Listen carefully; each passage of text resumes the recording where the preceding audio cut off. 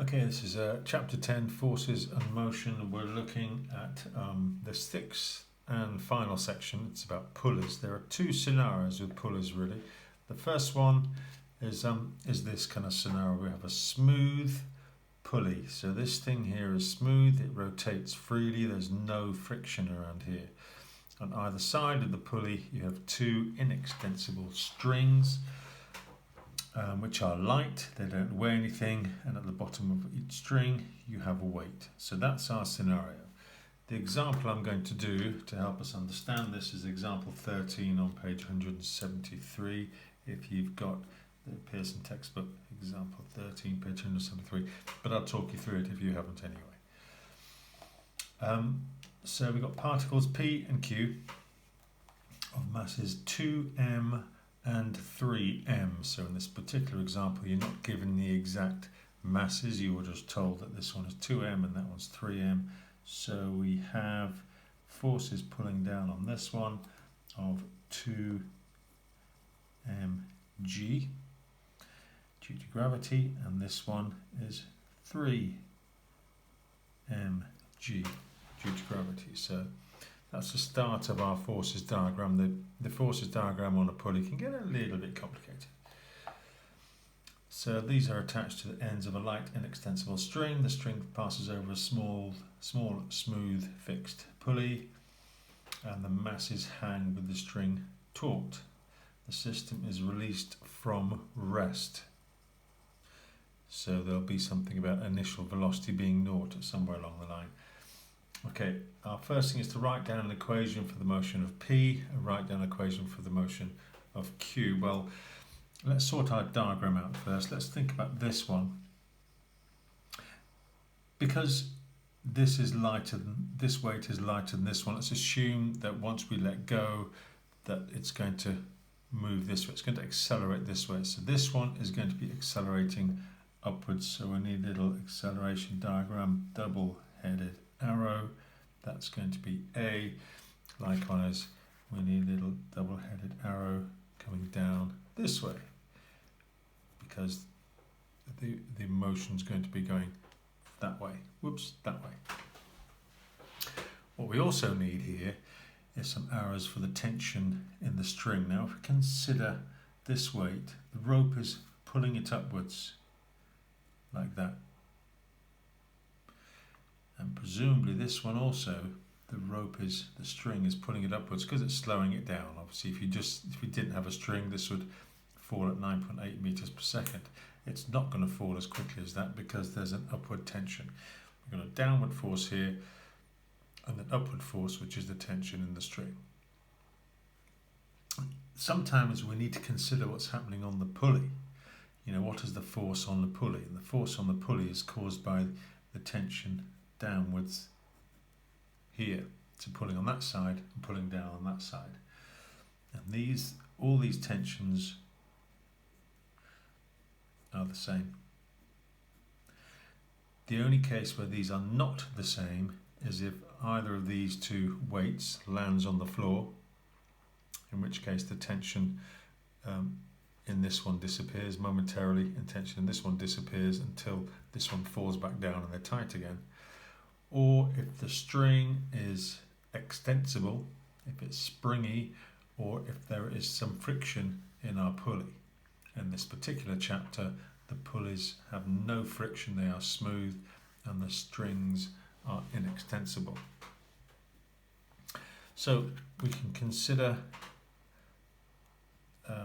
information about the pulley separate to these two if we wish. We can consider three separate areas if we want to, but the tension, we must remember, is going to be the same for all these. Okay, we need to write down an equation for the motion of P. Let's have a look at the motion of P. Well, let's do the resultant force, and because the motion is upwards, the acceleration is upwards, we're going to consider upwards as positive. So this tension here is positive, this is negative, minus 2mg, so the force upwards, the force downwards, T take 2mg equals the mass times acceleration, 2m times the acceleration, which is a. That's for P. Let's consider Q. Now, because the motion is going this way, I'm going to consider downwards as positive. So, resultant force downwards for Q. Well, it's going to be, this is now positive, so 3mg is the force downwards. Take away the tension going upwards is mass times acceleration, 3m times a.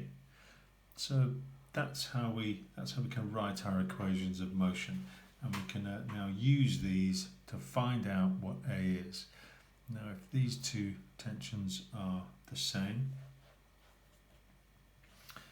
then we can just solve these simultaneously, add them together, or whatever we want to do. Let's add these two together. So we're going to have 3mg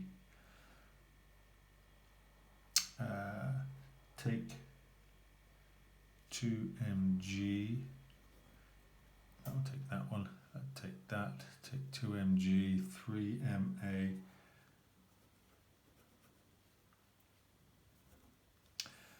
we've got to be careful here because, sorry, I'm not taking them together, I'm adding these together, I do apologise, I'm adding these two equations together to get rid of the t's. So 3mg, add minus 2mg, add the minus t to the t, they cancel, 3ma plus the 2ma. So I have got that mg equals 5ma. They cancel, let's cancel, and acceleration is g divided by 5. I can just write it as g over 5, I don't need to actually work out what it is quite yet. So the acceleration of P and the acceleration of the Q, because of the same, is the fifth of acceleration due to gravity. So 9.8 divided by 5 if you wanted to work it out. Right, now we're going to find the tension in the string. Well, now we know what A is, we can put it back into one of these. So let's just put it back into the first one, shall we? See what happens. So T minus 2mg is 2m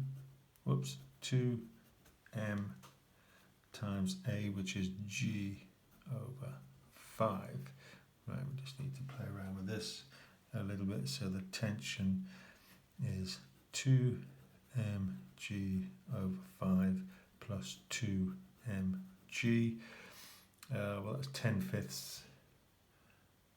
11, 12 fifths, so T is 12 fifths of mg, and you could work out 12 fifths of 9.8 if you want, or you can leave it as that. So that tells you what the tension in the rope is.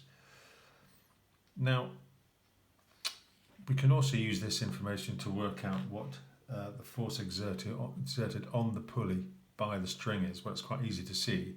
If you've got T pulling down here, which is 12 fifths of mg, and T pulling down here, which is also 12 fifths of mg, then the force on the pulley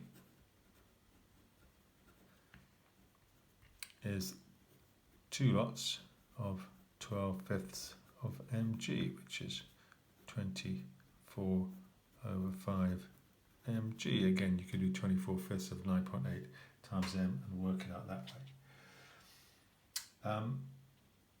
Let's do some more calculations here. In this particular example, part E says find the distance moved by Q in the first 4 seconds, assuming that P does not reach the pulley, and also assuming that this does not hit the ground, if in fact there is a ground. So let's assume in the first 4 seconds there's still free movement. Okay. So let's see what we have got. It started from rest. This is part E. It started from rest. So U is 0. Acceleration we know is a fifth of g, or g over 5. What else do we know? We're looking after the distance after the first 4 seconds. So we want to find S. So let's write down all that stuff. V, the final velocity we're not asked to find, but we don't have it, so it's probably going to be of no use.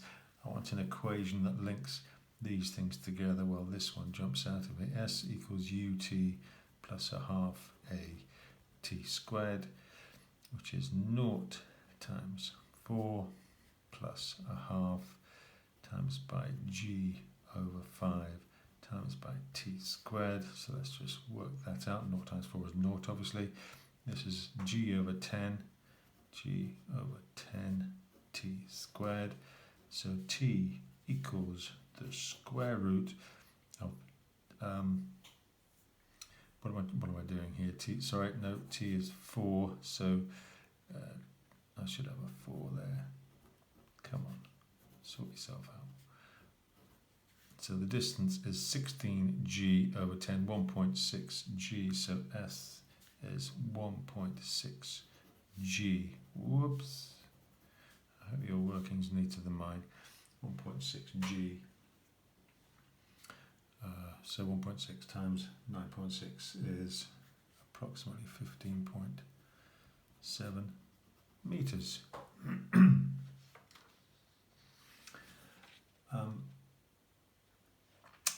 You will be almost always be asked, state some assumptions about your model, or however use the fact that the pulley is smooth or something. Well, if the pulley is smooth, then the tensions are the same. There's facts like that which you might need to pull in, or the fact that the string is light means you don't consider its weight into your calculations, but there'll be some kind of model analysis you'll have to do, which might concentrate on a limitation of your model.